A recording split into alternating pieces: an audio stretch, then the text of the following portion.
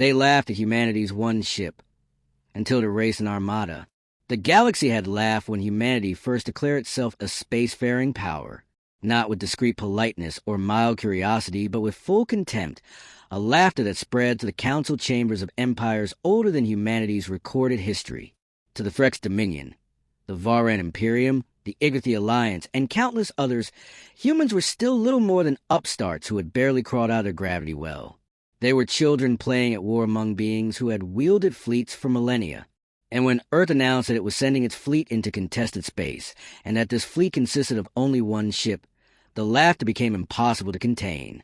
Hollow broadcasts replayed the announcement with alien commentators choking back derision. Admirals of empires too vast to imagine raised glasses of luminescent wine, and debated who would take the honor of destroying the human toy first. They believed it would be easy. They believed humanity had no teeth. What they did not understand was that humanity had gambled everything on one card, and that card was unlike anything the galaxy had ever seen. The ship was called the UNS Leviathan. It was humanity's first and only true warship. It was built not from abundance but from desperation. Cities on Earth had been stripped of resources to pay for its construction. Economies had been bankrupted. Scientists pushed beyond exhaustion, and leaders had risked political ruin to ensure its launch. The Leviathan was not a ship designed to match alien armadas vessel for vessel. It was built to defy the very assumptions of war. Its hull was composed of layered metamaterials that bent physics in ways alien engineers could scarcely predict. Its weapons were not mere copies of galactic designs, but radical inventions born of reckless human creativity. There were railguns capable of firing tungsten slugs at fractions of light speed. There were swarms of drones linked to emergent AI cores that fought like extensions of instinct rather than programmed machines. And hidden within the ship's classified vaults was something darker, a weapon so dangerous that only a handful of people on Earth even knew it existed. It was a singularity cannon, capable of compressing space-time into a point and folding an enemy vessel into nothingness. It was Earth's last deterrent, an ultimate gamble. Captain Elias Ward stood on the observation deck and carried the weight of that gamble. He was a man forged by the quiet persistence of a species that had been underestimated in every era of its history. His eyes were lined by sleepless nights.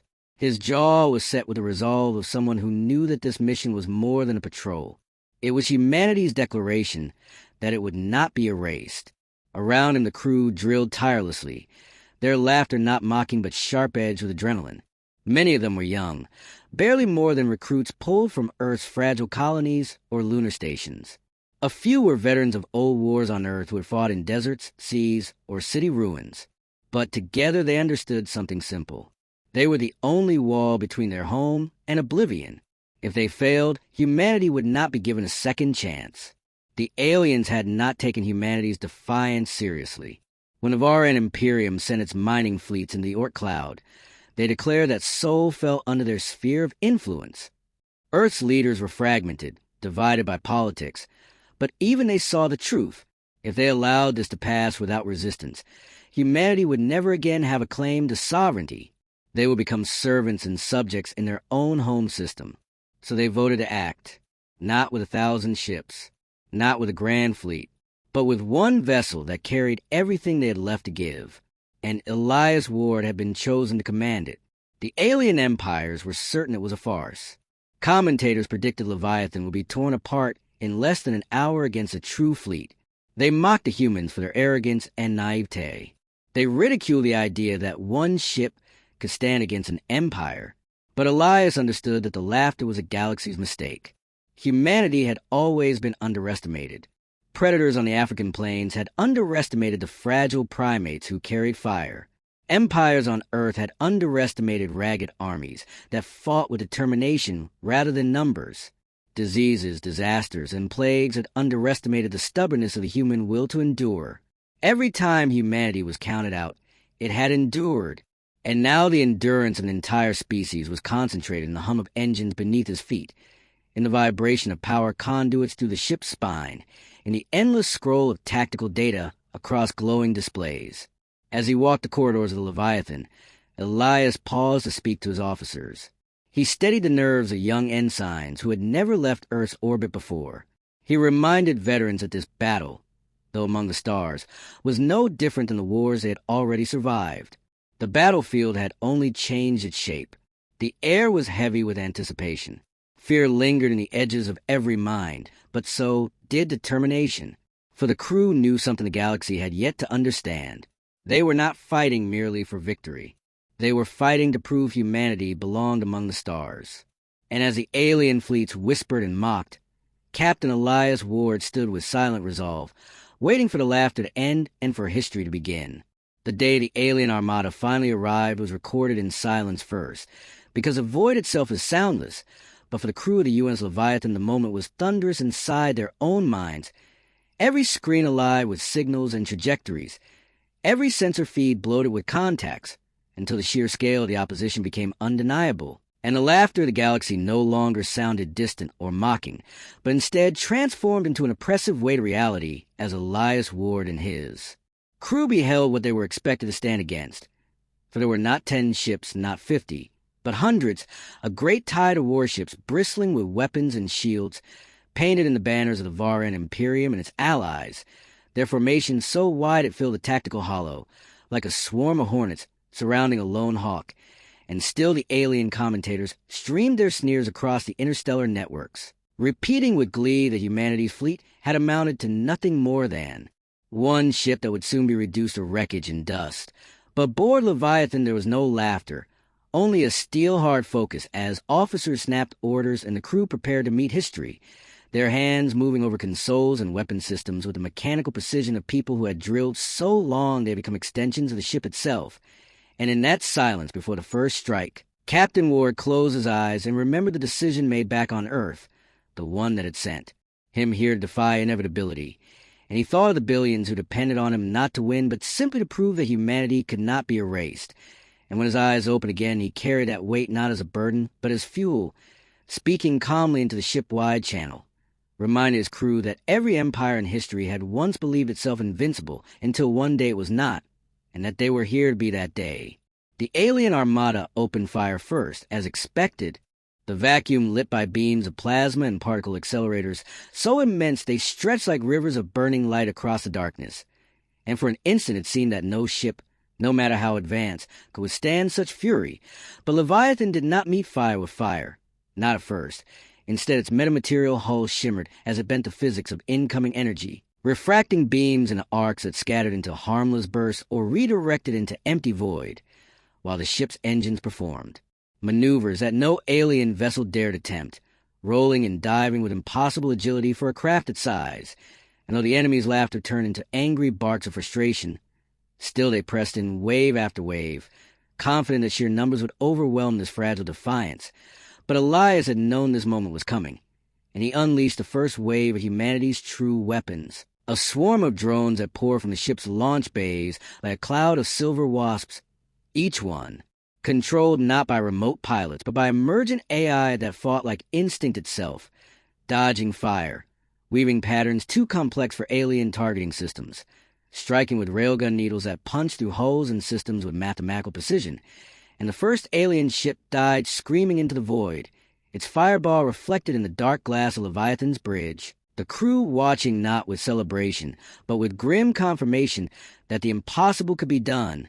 More ships closed, and the void became chaos, with beams of energy, missiles, and rail slugs crisscrossing a storm that shook the stars themselves, the Leviathan darting between blasts that should have torn apart, the crew gritting their teeth as inertial dampeners strained to keep them alive, while the alien fleets restructured, their admirals barking orders, sending squadrons to flank, deploying counter-drones and ECM storms, confident that this lone ship could not withstand coordinated assault. And for a time Elias feared they might be right, for alarms rang across the decks, fires broke out in sections of the hull, and casualty reports began to filter in, each one another knife to heart. But humanity's strength was not only in weapons, it was in the refusal to yield. And so even as sections burned and systems failed, the crew kept fighting, technicians rerouting power through impossible configurations, gunners working until their hands bled, medics holding the lives of their comrades together with grit and wire, until the ship itself seemed less like steel and more like a living thing refusing to die.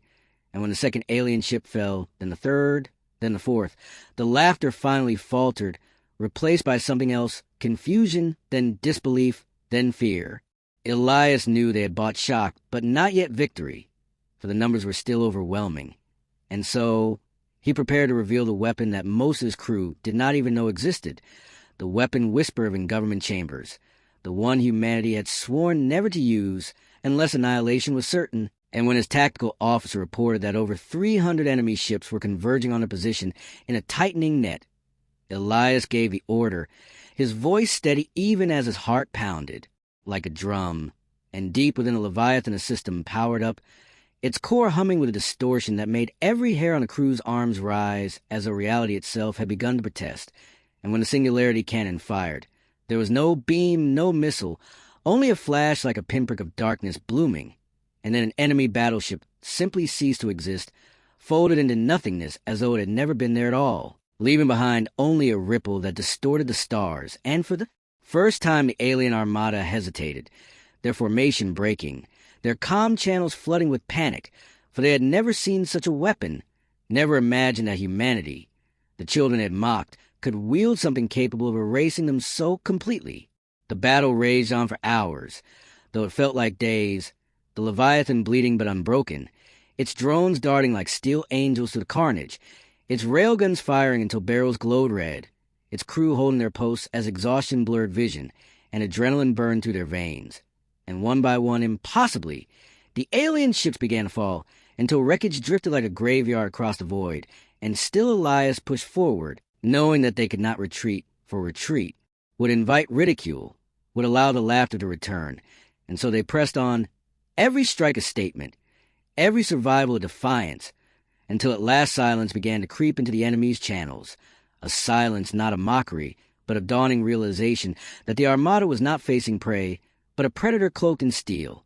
And though the cost was already staggering, Elias knew that the point of no return had passed. Humanity had stepped into galactic history with fire, and the laughter had finally, irrevocably, stopped.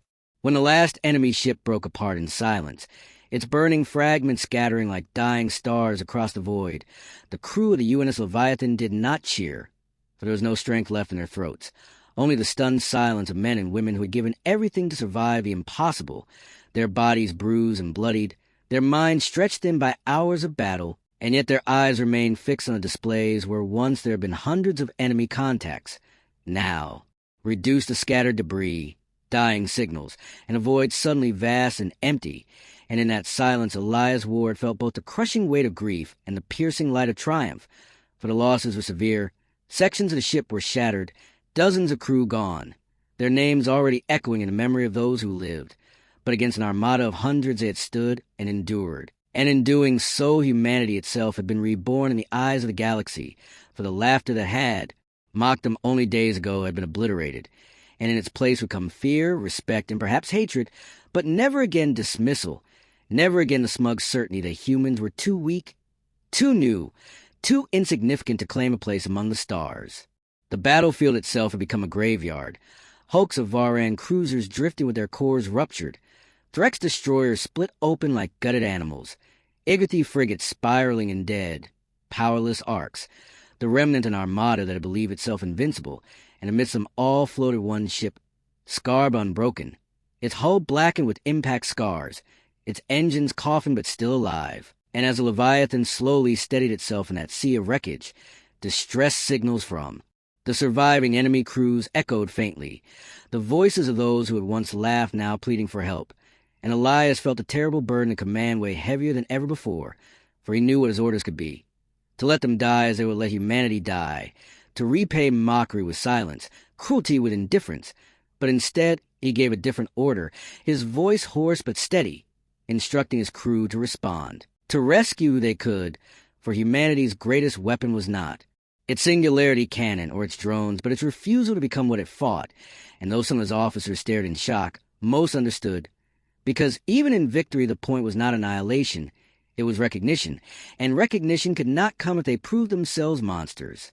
As shuttles launched into the debris fields and survivors were pulled aboard, wounded aliens stared at their human rescuers in disbelief, their expressions torn between fear and incomprehension, for they had expected death but were met instead with bandages, water, and words they did not understand but whose tone was unmistakably one of mercy, and somewhere deep within Elias a quiet satisfaction burned. For this too would echo across the galaxy, that humans had fought like demons but still remembered compassion. And already he could imagine the whispers spreading to the councils of the great powers, the fear in their voices as they debated how such a species could exist, one that built a single ship capable of erasing Armada, and yet chose not to slaughter the helpless. And Elias knew that this paradox was what would ensure humanity's place in the stars, not only as warriors, but as something new the galaxy had not yet faced. On Earth, when the reports came, they would be disbelieved at first, the transmission footage examined again and again, the silence of stunned governments slowly breaking into chaos as leaders realized what had been achieved, for no one had expected survival, let alone victory. And yet the evidence was undeniable. The Leviathan had faced an armada and erased it, and though the cost was immense, though the ship itself was battered nearly beyond repair, it stood as a monument not only to human ingenuity, but to the indomitable human will to exist. And already the myths would begin. Stories told of a single ship that silenced the laughter of empires, of a captain who carried the weight of a world, of a crew who bled so humanity could be free. And Elias knew that long after the wreckage of this battle had drifted into forgotten orbits, long after scars on the ship's hull had been repaired, those stories would remain, woven into the fabric of humanity's history. Proof that when, pressed against the impossible, they had endured.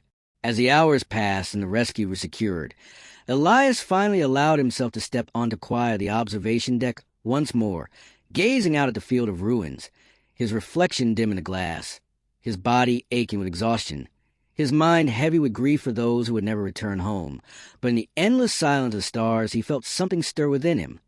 Not pride exactly, but a certainty that humanity had changed forever, that they could never again be what they were before this day. For now the galaxy would watch them with wary eyes, and every empire would reconsider its laughter, for laughter had turned to silence, and silence had turned to fear, and out of that fear would come recognition, and perhaps war, perhaps alliances, but never again dismissal. And Elias accepted that the burden of this victory would follow him until his last breath, but he also knew he would carry it without regret, because in the void where once humanity had been invisible, there now floated the echo of a single truth, that they had built one ship, only one, and it had erased an armada,